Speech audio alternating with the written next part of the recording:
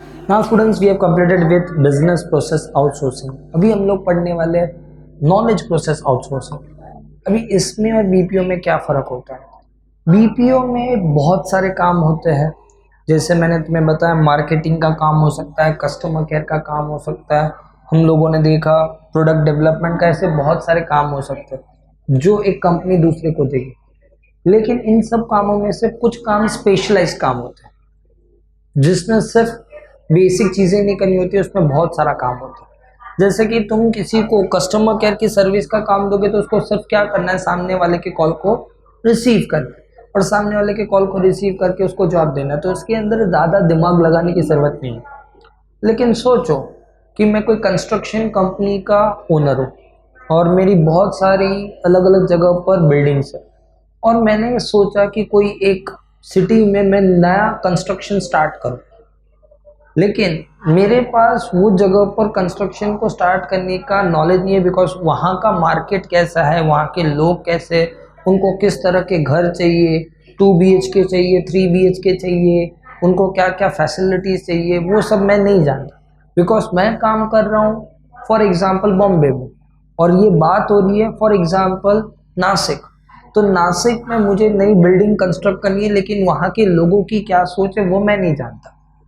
तो भी ऐसे काम के लिए तुम कोई दूसरी कंपनी को दो देते हो, तो तुम दूसरी कंपनी को क्या बोलते हो कि जाके पूरा रिसर्च करो, उधर रिसर्च करके मुझे उधर का पूरा इंफॉर्मेशन निकाल के एक रिपोर्ट बना के दो कि वो लोग क्या सोचते हैं, उन लोगों को किस तरह के घर चाहिए, आजू बाजू में जो बिल्डिंग्स है उनका सब कैसा स्टेटस है, और वहाँ के लोगों का बजट क्या चलता है, वो 2 BHK लेना पसंद करते हैं कि 3 BHK, पूरी एक रिपोर्ट बना के दो।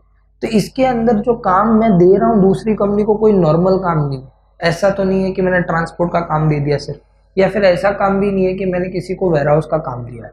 वो काम में तो सिर्फ सिंपल चीज़ें होती है। लेकिन जो मैं ये बोल रहा हूँ कि मुझे इन्वेस्टमेंट करना है, उसकी रिपोर्ट बनाकर कोई दे, क्योंकि उसके रिपोर्ट को बनाने के लिए जो पढ़े लिखे स्पेशलाइज लोग हैं ना, सोचो वो मेरे पास खुद के पास नहीं है। मेरा कंस्ट्रक्शन का काम चल रहा है, लेकिन मेरे पास इतने पैसे नहीं है कि मैं ऐसे ऐसे लोगों को काम पे रखूँ, रिसर्च करने वाले लोगों को, वो मेरे पास नहीं है। तो मैंने किसी और कंपनी को अपॉइंटेड किया और उसको बोला कि काम करो, जाके पूरा मुझे रिसर्च करके रिपोर्ट बना के दो मुझे। आपके पास तो स्पेशलाइज पीपल है, मुझे उनको ज़िंदगी भर तक तो यूज़ नहीं करना, मुझे सिर्फ ये प्रोजेक्ट के लिए यूज़ करना है। सो उसके लिए आप मुझे ये प्रोजेक्ट का पूरा रिपोर्ट बना के दो, फिर मैं डिसीजन लूँगा कि मुझे यहाँ पे बिल्डिंग बनानी है कि नहीं बनानी, या फिर बिल्डिंग की जगह पे मैं होटल बनाऊँ। वो सारी चीज़ों का डिसीजन मैं उसके बाद लूँगा, पहले मुझे रिपोर्ट बना के दो। इस तरह जब भी तुम दूसरी कंपनी को काम दे रहे हो तो यहाँ पर नॉलेज का इम्पोर्टेंस ज़्यादा है, इसीलिए उसको बोलते हैं केपीओ। तो जो कंपनी ये रिसर्च करेगी मेरे लिए या मेरी कंपनी के लिए और पूरी रिपोर्ट बनाएगी, वो कंपनी को मैं बोलूँगा केपीओ, क्योंकि वो नॉलेज को आउटसोर्स कर रहे हैं, काम नहीं कर रहे, काम के साथ साथ एक्सपर्टीज़म है, रिसर्च है, बहुत सारा काम। या फिर ऐसा सोचो कि मैं कोई प्रोडक्ट बना रहा हूँ और वो प्रोडक्ट का सेल, मतलब मैं 4-5 बना रहा हूँ लेकिन एक प्रोडक्ट मेरा कम बिक रहा है, और मुझे नहीं पता उसका कारण क्या है कि कम क्यों बिक रहा है, और मेरी कंपनी तो एक छोटी कंपनी है, मुझे नहीं पता चल रहा है कि मेरे प्रोडक्ट में गड़बड़ क्या है। तो मैंने एक कंपनी को अपॉइंट किया जो मार्केट में रिसर्च अच्छे से करता है, जानकारी लोगों से लेता है, उसके पास बहुत सारे लोग हैं, कॉन्टैक्ट्स है उसके पास। मैंने उसको अपॉइंट किया और मैंने उसको बोला कि मुझे मेरे प्रोडक्ट में सेल्स में कम आने का रीज़न चाहिए, तो रिपोर्ट बना के दो और बताओ कि क्या गड़बड़ है। तो वो लोग ये काम के लिए अपने कॉन्टैक्ट्स, अपने लोग, सारी चीज़ों का यूज़ करके मुझे इंफॉर्मेशन निकाल के देंगे, रिपोर्ट बनाएंगे, फिर बताएंगे कि आप प्रोडक्ट बना रहे हो वो क्या है, मार्केट को जो चाहिए वो क्या है, कहाँ पर गड़बड़ हो रही है, क्या एडवर्टाइजिंग में गड़बड़ हो रही है, क्या पैकिंग में गड़बड़ है, या आपका प्रोडक्ट की क्वालिटी में गड़बड़ है, या आपके प्रोडक्ट में कस्टमर के क्या प्रॉब्लम क्या है, वो लोग मुझे बताएंगे। और ये मैं उनसे क्यों करवा रहा हूँ, क्योंकि मैं अकेला ये सब कुछ नहीं कर सकता।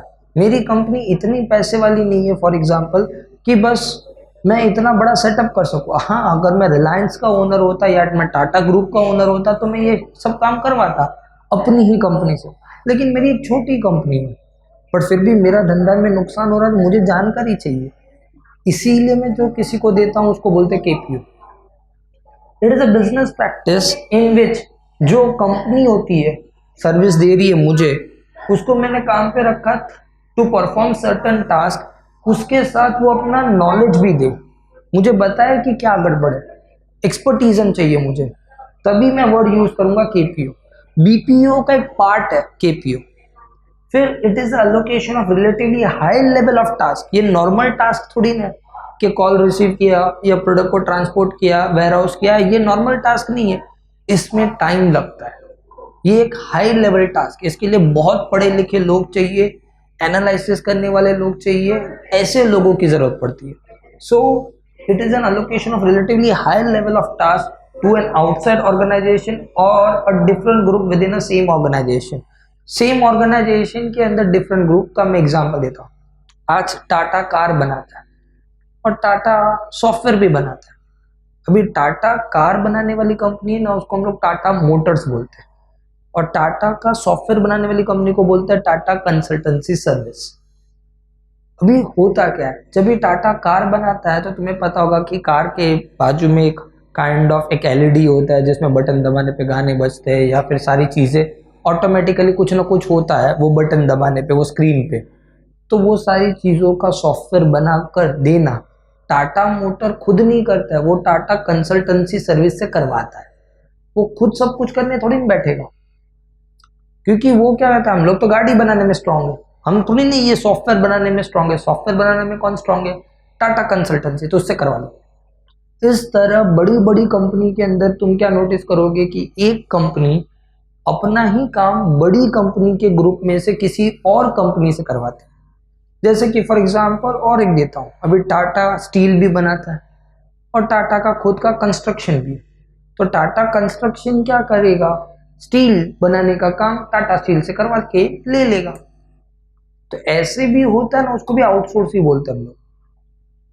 सो केपीओ का मतलब मैंने बताया भी, केपीओ से एडवांटेज और डिसएडवांटेज क्या है। तो सबसे पहला पॉइंट कॉस्ट रिडक्शन। मैंने तुम्हें पहले ही बताया कि ऐसे पढ़े लिखे रिसर्च करने वाले लोग या एनालिसिस करने वाले लोगों को मैं पूरे साल भर अपॉइंट करूंगा तो मुझे बहुत नुकसान होगा, लेकिन मैं ये काम किसी और से करवाऊंगा तो बट ऑब्वियस है, उसके पास तो ऐसे बहुत सारे क्लाइंट है, ऐसे बहुत सारे लोग उनसे सर्विस ले रहे, तो ऐसे लोग उनके पास पहले से एक्सपर्ट है, तो मैं पूरा सेटअप नहीं कर सकता, मैं उनसे वो काम करवा लूंगा। इससे मेरा कॉस्ट बच जाएगा। Use of skilled employ, but obvious है मैं किसी और को काम दे रहा हूँ तो मैं उन लोगों का स्किल्ड पीपल, स्किल्ड मतलब पढ़े लिखे, जिनको वो एक्सपर्टीजम है उस चीज़ का, जिनको उस चीज़ का बेस्ट नॉलेज है, उनसे मैं काम करवा रहा हूँ। इन सिंपल टर्म में उनको पूरे साल भर पगार नहीं दे सकता, तो मैं क्या कहता हूँ कि मेरा ये काम है जो 1 महीने का ही काम है आपके लिए, करके दो, 1 महीने का पगार आपको मैं दे देता हूँ, फिर आप दूसरे किसी को काम ले लेना। हाई एंड सर्विस, बहुत ही हाई लेवल की सर्विस होती है, और इन सारी चीज़ों के डिमांड से एम्प्लॉयमेंट बढ़ता है देश में। और साथ ही साथ provide flexibility to HRM. HRM का मतलब होता है ह्यूमन रिसोर्स मैनेजमेंट। आज मैं अपने ह्यूमन रिसोर्स के अंदर, मतलब मेरी कंपनी के अंदर जो लेबरर होते हैं वो ऐसे रखूंगा जो मेरे प्रोडक्ट को बनाने में स्पेशलाइज्ड है। ये सब काम करने के लोगों को मैं रख कर उनको पगार नहीं दूंगा, ये सब काम मैं कहीं और से करवा लूंगा। तो मेरा फ्लेक्सिबिलिटी कि मुझे कैसे लोगों को रखना है, फिर और कैसे लोगों को मैं बाहर से काम करवा सकता हूँ। सो ये 4 फायदे, कॉस्ट वाइज नुकसान जो होता है वो बच जाता है, अच्छे एम्प्लॉय मिल जाते हैं, सर्विसेज के कारण समाज को भी फायदा, और फ्लेक्सिबिलिटी भी है मेरे पास। पर डिसएडवांटेज क्या है, जब भी मैं अपनी कंपनी की रिसर्च करने के लिए किसी और को दूं तो उसको मेरी कंपनी की सारी जानकारी मिलने का डर होता है, सिक्योरिटी। और आज अगर वो जानकारी किसी मेरे कॉम्पिटिटर को दे दे तो मुझे तो बहुत नुकसान होगा। सो यहाँ पर तुम क्या नोटिस करोगे कि केपीओ का काम देना अच्छा है, लेकिन डर रहता है कि उसने मेरी पर्सनल इंफॉर्मेशन दे दी तो, कि मैं आगे क्या प्लान कर रहा हूँ, ये सब कुछ, इससे मुझे नुकसान होने के चांसेस है। Quality of work can not be assured. मैंने किसी को रिसर्च करने दिया, उसने अपने हिसाब से रिसर्च किया, लेकिन उसने जो रिपोर्ट बना के दी और वो रिपोर्ट सोचो गलत हो तो नुकसान तो मुझे होगा। तो ये कोई गारंटी दे के वो लोग थोड़ी बोलते कि नहीं हमको 110% पता है कि आपकी कंपनी में यही प्रॉब्लम, ऐसा वो गारंटी के साथ नहीं बता। वो बोलते कि हमें रिपोर्ट ऐसी मिली है, बट यहाँ पर क्वालिटी की गारंटी नहीं दे सकते।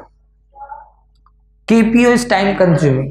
देखो बीपीओ में तो क्या होता है, कॉल सेंटर है, फोन से रिसीव करना है, ट्रांसपोर्ट में गुड्स को ट्रांसपोर्ट करना है। केपीओ में रिसर्च करना है, और रिसर्च कोई 1-2 घंटे या 1 दिन या 2 दिन में नहीं होता, इट टेक्स टाइम, वो टाइम कंज्यूमिंग है।